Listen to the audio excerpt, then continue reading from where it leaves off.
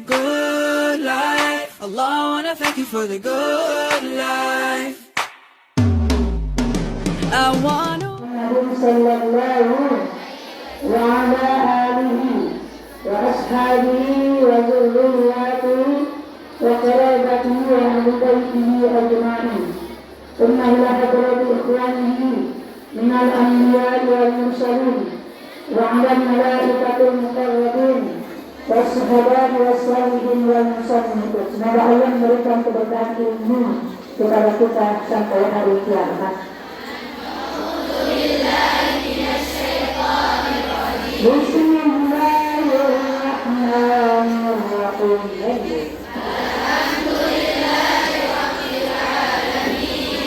Ar-Rahmanir-Rahim. Maliki yaumiddin. Astaghfirullah. Rabbal baraya. Astaghfirullah. Jadi yang kita bicarakan hari ini, apa-apa syariat Islam yang diperbolehkan menggali kuburan. Faslun yumbasu. Ini fi'il Madinah Nabisa. Kasru yambusu. Kasru fathi. Bak alima ya'lamu. Sulasi mujarrad. Yang berapa nih? Yang keempat. Yang pertama apa coba? Fathu domin. Yang kedua fathu kasrin. Yang ketiga fathu fathin. Yang keempat kalau fathu domin contohnya daroba. Ayo nasoro yansuru. Fathu kasrin daroba yansuru. Ini maksudnya. Kalau fathu fathin fataha yaftahun. Kalau tadi kasru fathin alima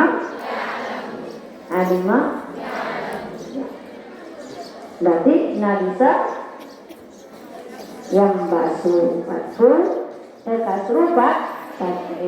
Ada kesilapan tadi ya. Basuh ini fi'il mudhari majhul. Benarnya dhamma awal fathah sebelum akhir. Artinya digali al-maitu. Ini label fa'ilnya. Digali si mayit yang berada di dalam kubur. Dibuka, digali. Li'arba'i khisalin. Karena 3 hal. 4 hal. Ini salah terus. 4 hal. Itulah manusianya. Jadi salah. Malah lebih dari 4 hal ya. Cuma di kitab Safinah ini kebetulan dia mata kecil, maka ditulis oleh Kiai Musani Al-Alif Al-Alwana Salim bin Sumanur cuma 4. Lain daripada yang 4 ini tak boleh. Tidak boleh menggali kuburan. Ini penting. Nanti kau membangun rumah, tiba-tiba itu ada kuburan.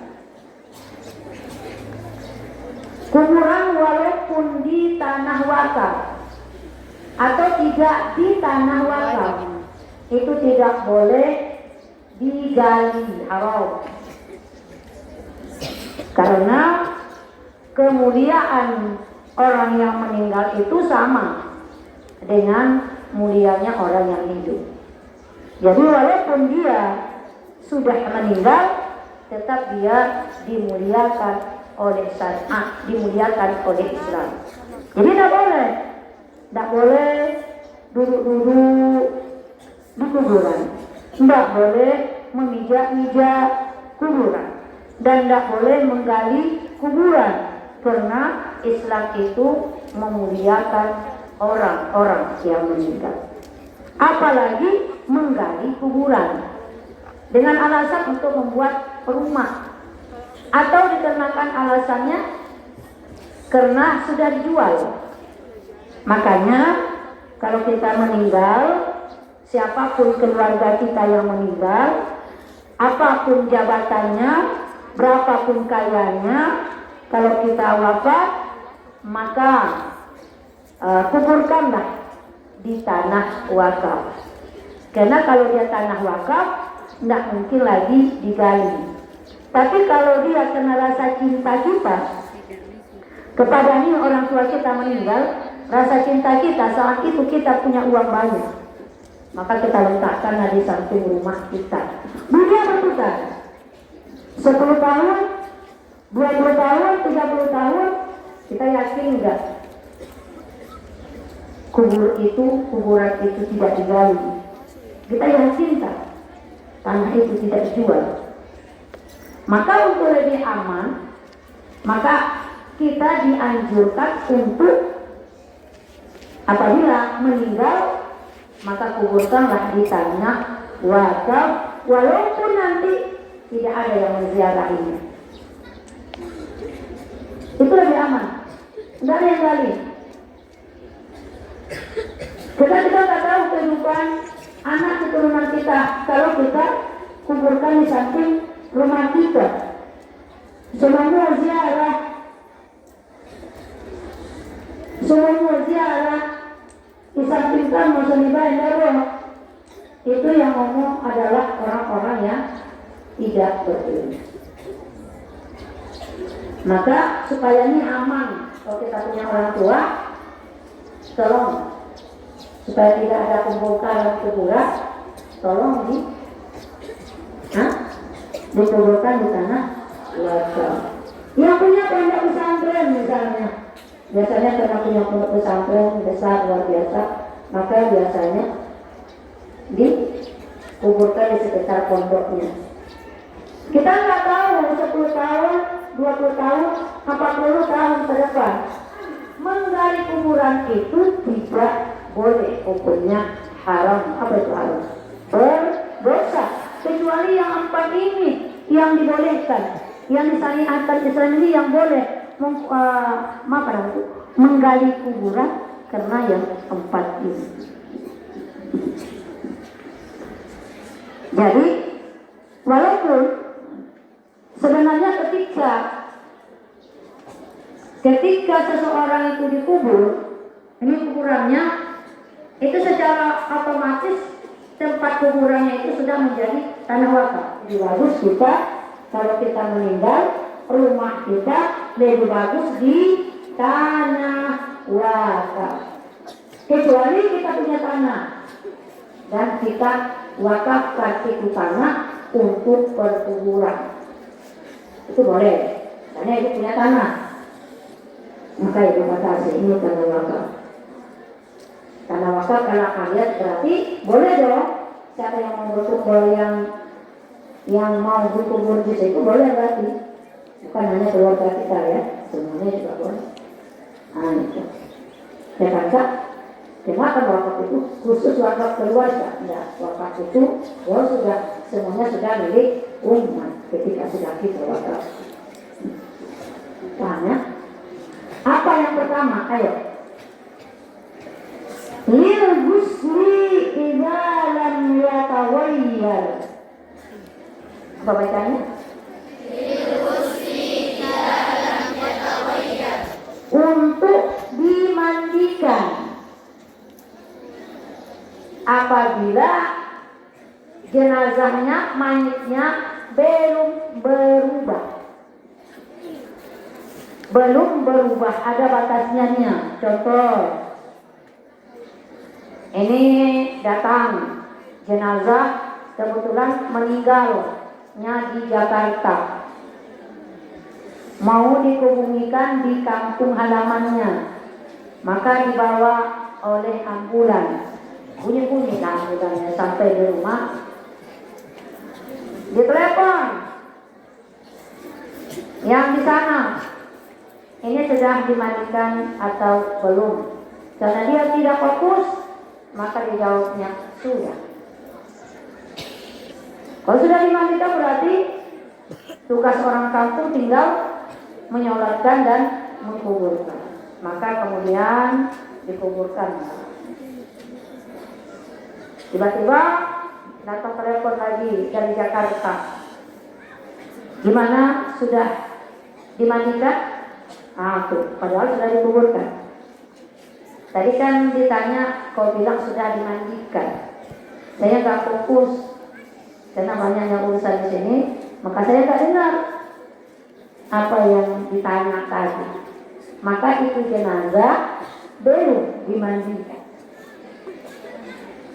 Maka apabila jenazahnya itu belum berubah, berarti masih ukuran 24 jam. Karena 24 jam jenazah itu belum berubah. Tapi sudah hari kedua itu sudah mulai membesar. Hari ketiga sudah gembung. Hari keempat sudah besar.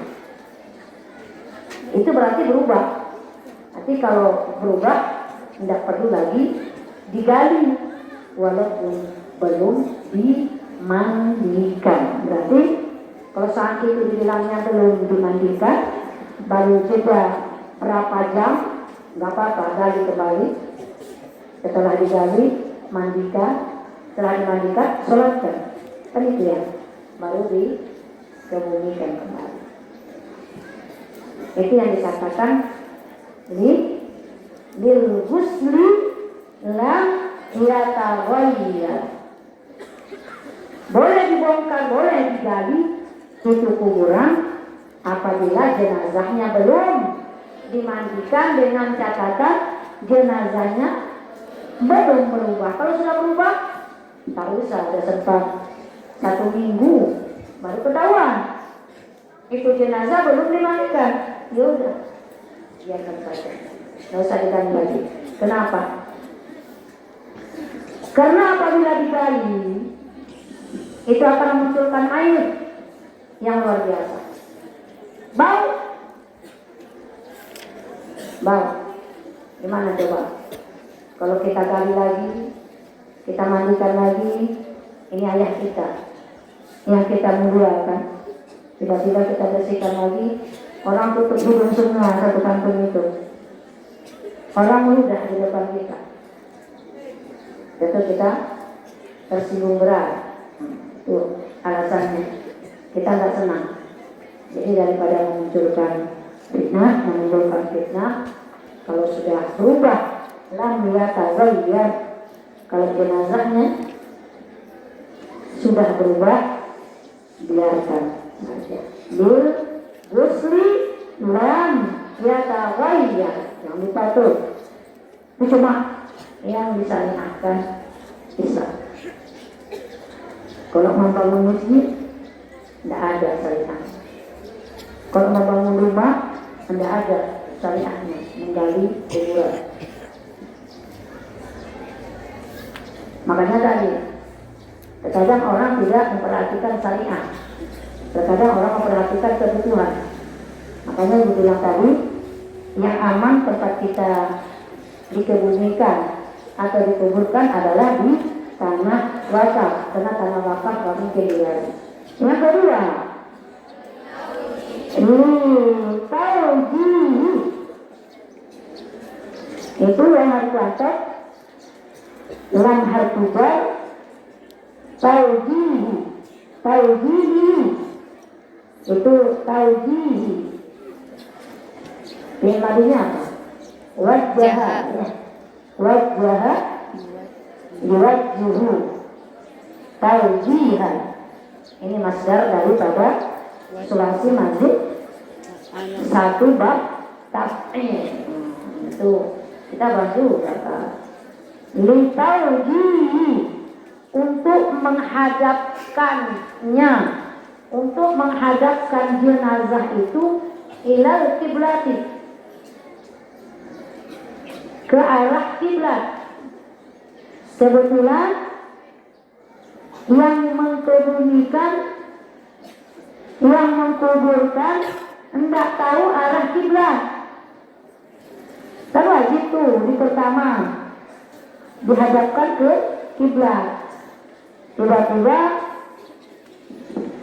setelah selesai mengkuburkan, rupanya jenazah itu tidak diarahkan ke kiblat, tapi diarahkan membelakangkan kiblat. Maka itu wajib lagi dibongkar, karena mengarahkan jenazah ke arah kiblat itu hukumnya apa? Wajib. Tuh, ditaujihi, untuk mengarahkannya mayat ke arah kiblat. Yang paling mudah, perhatikan, untuk menentukan arah kiblat,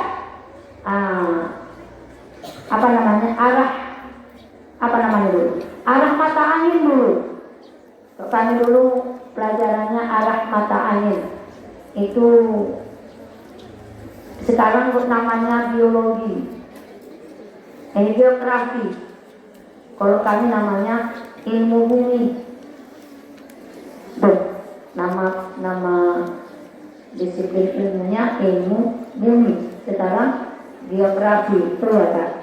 Jadi untuk menentukan di mana pun nanti kita, kadang di hutan kita nggak bawa HP, ataupun ada HP kadang nggak ada sinyalnya.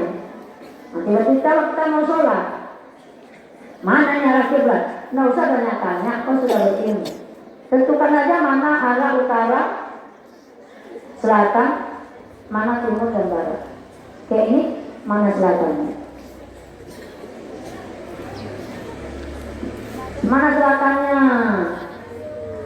Mana utaranya? Mana timurnya? Mana baratnya? Udah, arahkan ke barat. Miringkan. Udah, jangan pas. Jangan tegak lurus di arah barat. Miringkan. Itu sudah arah kiblat. Dan itu penting ilmunya. Karena ini tadi enggak pas, enggak diarahkan ke arah kiblat, terpaksa digali. Kasihan orang tua kita digali-gali kuburannya, capek dia. Udah ketika sakaratul maut itu udah berapa kali bacaan rasanya? 360 ya bacaan waktu saat sakaratul maut. Ketika mandi pedihnya lagi, ketika di kapanin sakitnya tergores-gores, pengkapan, dibekas luka-luka saat sakaratul maut. Sakaratul maut itu luar biasa kan? Bagaikan kambing yang dikasih hidup, kemudian ditusuk dengan besi panas. Memang alasannya Rasulullah yang maksum daripada dosa, yang kekasihnya Allah itu ikut merasakan gimana pedihnya sakaratul maut. Kumaha? Tapi mudah-mudahan Allah ampunkan segala dosa kita ya Pak. Allah hindarkan kita dari dahsyatnya sakaratul maut. Amin. Ya Allah, amin. Siapa di sini yang nggak mau mati? Siapa di sini yang nggak mau mati? Semuanya pada mau mati. Iya kan Pak? Di tangan dia tuh yang nggak mau mati. Dia pengen sendirian di dunia ini. Kami juga jalan kalau cuma sendirian. Di Komedan sendirian mau di sana. Di Jakarta sendirian mau di sana. Kan karena cuma kau yang tadi yang minta tidak mau mati. Tapi semuanya mati dan semuanya merasakan sakaratul. Bagaimana dengan orang kafir ketika dia meninggal? Dia diarahkan membelakangkan kiblat, termasuk kalaupun ada janinnya. Dia meninggal ketika hamil. Kalau jenazah hamilnya ini kan anak yang dikandungkan belum tentu, jadi dianggap muslim. Jadi kalau seandainya dia hamil, maka ibunya membelakangkan kiblat, anak yang di rahimnya itu menghadap kiblat. Kenapa? Karena bayi itu selalu di dalam perut ibunya itu membelakangkan ibunya, bukan menghadap ibunya. Paham ya? Kalau tengok nanti kan, kalau tengok itu dulu begini biasa. Kalau di USG, kalau USG anak belum ada, tapi tengok posisi anak itu membelakangkan ibu. Kenapa? Kan masih bayi. Jadi kalau ada terjadi situ kayak mana coba? Kalau masih rentangnya 1 hari itu, nah salah di kanan kiri, nah udah berarti berat tuh. Asik metesoni. Nah kalau dulu kita kembali, berdosa dia tuh, karena disyariatkan Islam membuka kembali apabila salah arah kiblatnya. Happiness and love don't have a price.